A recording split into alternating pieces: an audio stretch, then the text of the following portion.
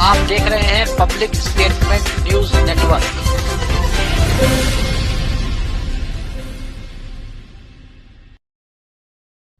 नमस्कार, आप देख रहे हैं पब्लिक स्टेटमेंट न्यूज। कानपुर में आज समाजवादी पार्टी विधायक इरफान सोलंकी, रिजवान सोलंकी के साथ अन्य 3 लोगों की जाजमऊ थाने में दर्ज आगजनी के मामले में शहर की सेशन न्यायालय के MP MLA कोर्ट में सुनवाई हुई। वहीं आज कोर्ट सपा विधायक इरफान सोलंकी को यूपी की महाराजगंज जेल से वीडियो कॉन्फ्रेंसिंग के द्वारा और उनके छोटे भाई रिजवान सोलंकी को कानपुर जेल से लाकर कोर्ट के समक्ष पेश किया गया, मगर सेशन न्यायालय की MP MLA कोर्ट के जज के द्वारा अभियोजन पक्ष और बचाव पक्ष के कुछ बिंदुओं पर स्पष्टीकरण मांगे गए थे, जिसे आज कोर्ट के समक्ष दोनों पक्षों 9 पेश किए हैं और अब इस मामले में जजमेंट की तारीख 15 अप्रैल तय की गई है। वहीं आज सुनवाई के दौरान पूरे कोर्ट में हाजिर हुए रिजवान सोलंकी ने फैसले पर देरी पर कहा कि फैसला 10 दिन बाद आए। मुझे कोर्ट और अल्लाह पर भरोसा है, दोनों भाई बेगुनाह हैं और हम बरी होंगे। वहीं अभियोजन पक्ष की अधिवक्ता प्राची श्रीवास्तव ने बताया कि जिस प्लाट पर समाजवादी पार्टी विधायक इरफान सोलंकी की आगजनी का मामला दर्ज हुआ है, वह प्लाट आज भी KDA के भूलेख में नज़ीर फातिमा के नाम पर दर्ज है, जिस मामले में नज़ीर फातिमा के द्वारा माननीय न्यायालय में एक वाद पहले से दाखिल है जो विचाराधीन है। अब सर वकील साहब की कोई बहस हुई है उसके प्लॉट के सिलसिले में लेकर, लेकिन सर प्लॉट सबको मालूम है किसका है।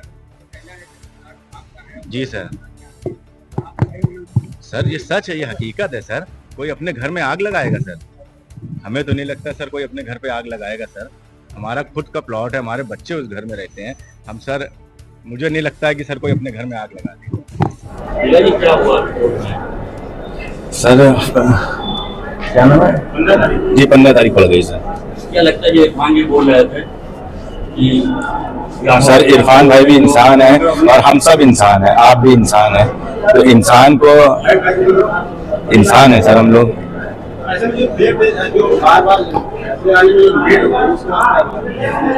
सर फैसला आज आए या 10 दिन बाद आए, अल्लाह पे पूरा यकीन है और न्यायालय पे भी यकीन है। इसी न्यायालय से हम लोग सब बरी होके जाएंगे, क्योंकि जब हम लोग बेगुनाह हैं तो उम्मीद भी इसी बात की है कि हम लोग को न्याय मिलेगा सर।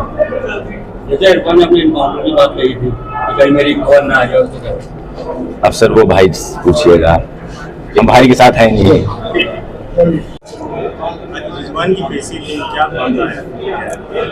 दिनांक 7/11/2022 जाजमऊ थाने के अंतर्गत घटित हुई घटना, जिसमें वादनी नज़ीर फातिमा की झोपड़ी में आग लगाने का मामला था। यह ट्रायल 5 अभियुक्तों इरफान सोलंकी, रिजवान सोलंकी, शौकत पहलवान, मोहम्मद शरीफ और इजराइल आटे वाले से संबंधित था। जजमेंट की डेट लग चुकी थी और कई बार डेट आगे भी बढ़ाई गई। न्यायालय को कुछ बिंदुओं पर बचाव पक्ष के अधिवक्ता से क्लैरिफिकेशन करना था जजमेंट से पूर्व, तो आज की तिथि उसी लिए नियत थी। न्यायालय ने कुछ बिंदुओं पर बचाव पक्ष से क्लैरिफिकेशन लिया, उस विषय को समझा, अभियोजन के द्वारा उसका जवाब दिया गया और जजमेंट पर 15/4 की डेट तय कर दी गई। बचाव पक्ष के जो अधिवक्ता हैं वो बार-बार कहते हैं कि रिजवान का प्लाट है, वैसे ही आपकी जो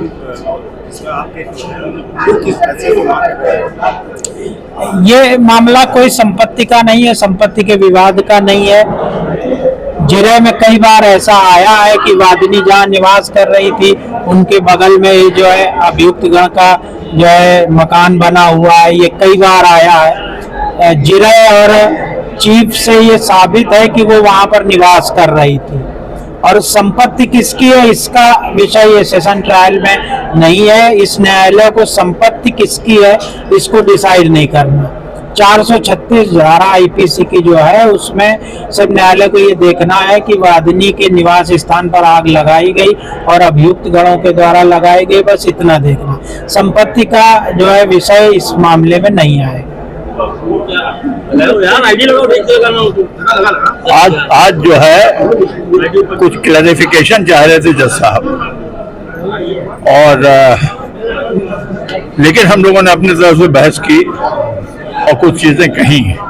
खास तौर से ये बात कही कि एफआईआर जो है वो डिलेड है, बहुत बाद में लिखाई गई है, जबकि प्रॉम्प्ट होनी चाहिए थी।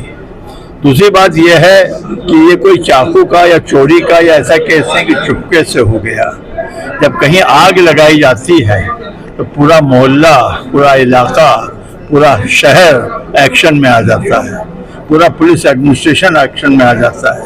तो ऐसा नहीं है कि ये घटना चुपके से हुई थी, ये आग की घटना लपटे जिसके आसमान तक जा रही है। दुनिया देख रही, थाने ने अपने थाने से बैठकर देखा होगा, एसपी ने अपने दफ्तर से देखा होगा कि आग लगी हुई है। तो इसमें तो पुलिस एक्शन में आ गई, तब फिर 2 रोज के बाद क्यों एफआईआर हो रही है? क्यों नाम आ रहे हैं हम लोग के? और वो भी नामजद सबके खिलाफ नहीं है, ऐसे ही है बस। उसमें नामजद नहीं है एफआईआर में, कोई किसी का नाम नहीं लिया है, बस ऐसे अंदाजा किया है। और दूसरी बात सबसे बड़ी ये है कि आज तक अभियोजन ने ये नहीं कहा है कि हमारा स्टेटस क्या है जमीन के ऊपर, जबकि हमने साबित कर दिया है कि हम मालिक हैं। क्यों शर्मा रहे हैं ये कहने में? क्योंकि इसलिए शर्मा रहे हैं कि ये कहेंगे कि अपनी इनकी जमीन है, अपनी जमीन में कैसे आग लगा लेंगे, ये अपनी जमीन में बने हुई किसी चीज को कैसे बर्बाद कर देंगे। और ये भी प्रोसिक्यूशन ने आज तक नहीं बताया कि नजीर फातिमा जो मुद्दइया हैं, इनका स्टेटस क्या है वहां पे, ये किस हैसियत से वहां पे हैं। अलॉटी हैं, अनऑथराइज ऑक्यूपेंट हैं, जबरदस्ती कब्जा करे हुए हैं, लाइसेंसी हैं, नगर पालिका ने इनको अलॉट किया है, इन्होंने खरीदा है, कहीं कुछ नहीं है।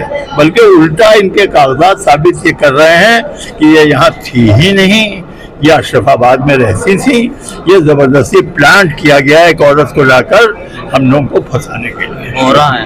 और आज कोर्ट में फैसला है, तो तारीख पड़ी है या जजमेंट तैयार हो? अभी पता नहीं मुझे, मैंने देखा नहीं क्या हुआ, लंच के बाद होगा। लंच के बाद है,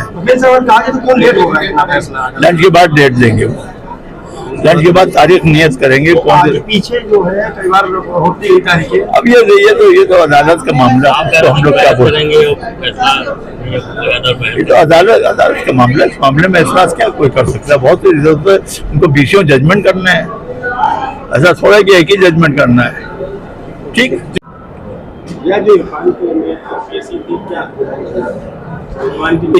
पिछली डेट पर माननीय न्यायालय ने कुछ स्पष्टीकरण मांगे थे, जिनको आज माननीय न्यायालय ने अभियोजन से और बचाव पक्ष से दोनों से कई बिंदुओं पर स्पष्टीकरण लिए, जिसको हम लोगों ने प्रॉपर तरीके से प्रेजेंट किया।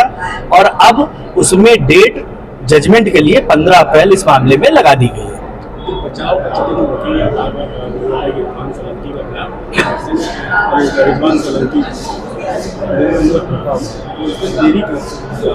नहीं, ये देरी नहीं है, चूंकि कई बिंदु हैं और ये मामला इतना गंभीर है और निर्दोष या दोषी इसको साबित करने के लिए माननीय न्यायालय को कई बार ऐसा होता है कि कई तथ्यों को, बहुत सी छोटी छोटी चीजों को देखना पड़ता है, तो उसके लिए समय लग जाता है। ये कोई बड़ी अपवादित स्थिति नहीं है, मेरे अनुसार ये बहुत सामान्य सी स्थिति है। आज फिर तारीख थी इरफान रिजवान की, तो इसमें आज बहस होनी थी, क्या हुआ? माननीय न्यायालय के द्वारा आज पुनर्बहस सुनी गई है, जिसमें नकवी साहब के द्वारा पुनर्बहस करी गई और उसके जो उनकी बहस आई उस पर हमारी तरफ से जवाब दिया गया है, ताकि अभी तारीख जजमेंट के लिए 2 बजे के बाद उसमें फिक्स करी जाएगी, तब तारीख में। इरफान रिजवान के वकील का साफ कहना है कि वो उनकी जमीन ही नहीं, उनका प्लाट ही नहीं है, तो उनका कोई केस ही नहीं बनता है। अब ये उनके अधिवक्ता के द्वारा कहा गया, तो इसके लिए मैं क्या कह सकती हूँ। लेकिन जहाँ तक बात हमारे मुकदमे की है, तो ये कोई सिविल का मुकदमा नहीं चल रहा है, जहाँ पे हमें इस चीज़ को प्रूव करना है कि ऑनर कौन है उस मालिक उस जमीन का। यहाँ पे जो मुकदमा चल रहा है वो इस बात का चल रहा है कि क्या इरफान और रिजवान सोलंकी ने जिस जगह पर आदमी रह रही थी उस जगह पे आग लगाई है कि नहीं लगाई है, और इस चीज़ को हमारे द्वारा बखूबी साबित किया गया। और जहाँ तक ये कहना है कि उनका प्लॉट है, हमारा नहीं है, तो सन 86 में नज़ीर फातिमा के हस्बैंड को केडीए के द्वारा इस प्लॉट को अलॉट किया गया था। और फिर उसके बाद में क्या हुआ कि नज़ीर फातिमा के उस प्लॉट को जो अलॉटमेंट हुआ था उसको कैंसिल किए बिना इस प्लॉट की रजिस्ट्री अन्य लोगों को कर दी गई है, और उसके अन्य लोगों के जो करी गई है उन्हीं वो इरफान सोलंकी और रिजवान सोलंकी खास लोग थे, उन्हीं से रिजवान सोलंकी ने 2022 में उस प्लॉट की रजिस्ट्री करवा ली है। इस संबंध में सिविल जज सीनियर डिवीजन के यहाँ मुकदमा विचाराधीन चल रहा है जिसमें रिजवान सोलंकी आज तक हाजिर नहीं हुए हैं। तो अगर उसकी मालिकियत की बात करें तो सिविल का मैटर है, सिविल कोर्ट डिसाइड करेगी। वैसे भी एक एडवोकेट सईद नकवी का कहना है कि कोई भी अगर मान लेते हैं, आप जैसे कह रही है कि वो उनकी ज़मीन नहीं है, तो लेकिन कोई भी अपने घर के बराबर में आग नहीं लगाएगा क्योंकि उसकी लकड़ी उसके घर तक पहुँचने का अंदेशा रहता है। नकवी साहब ने एक बात और भी कही थी, उन्होंने ये कहा था कि जो बड़े बिल्डर्स होते हैं वो जो क्रीम जमीन होती है उनको औने पौने दामों में खरीद लेते हैं और खरीदने के बाद में उस जमीन पे आग लगवा देते हैं, और जब आग लग जाती है तो वहाँ पे सबको जल के राख हो जाता है। उसके बाद वो एक किसी न किसी मिनिस्टर के साथ मिलके जिसकी जमीन पे आग लगी होती है उसको थोड़ा बहुत मुआवजा देते और नहीं भी देते कहते अच्छा कागज लेके आना तो हम बताएंगे तुम्हें, ना वो कागज दे पाता क्योंकि सब कुछ उसका जल चुका होता है और जमीन पे वो बिल्डर कब्जा करके बड़ी बड़ी बिल्डिंगें बना लेता है। तो नजीर फातिमा की जो जमीन है उसमें भी यही स्थिति है। जिस जगह पे आग लगी है ये बात सही है कि रिजवान सोलंकी के ठीक बगल में है, लेकिन उसमें रिजवान सोलंकी के छत और दीवारों को आग ने नहीं छुआ है। क्या लगता है फैसले में देरी क्यों हो रही है? देखिए ये तो न्यायालय का अपना आउटलुक है, लेकिन जहां तक मुझे लग रहा है तो 21 गवाह, 18 प्रोसिक्यूशन के 3 डिफेंस के गवाह गुजरे हैं, उनकी जिरह हुई है। एक गवाहों की 30-30, 35-35 पन्नों की जिरह है। सभी की जिरह लिखना, उसके बाद कोर्ट को अपना वर्जन देना और जो है वो बहुत बड़ा मैटर होता है। तो हो सकता है इसी वजह से देर हो रही हो, बाकी तो न्यायालय ही बता सकती है कि देर कर रहे हैं। Thank you.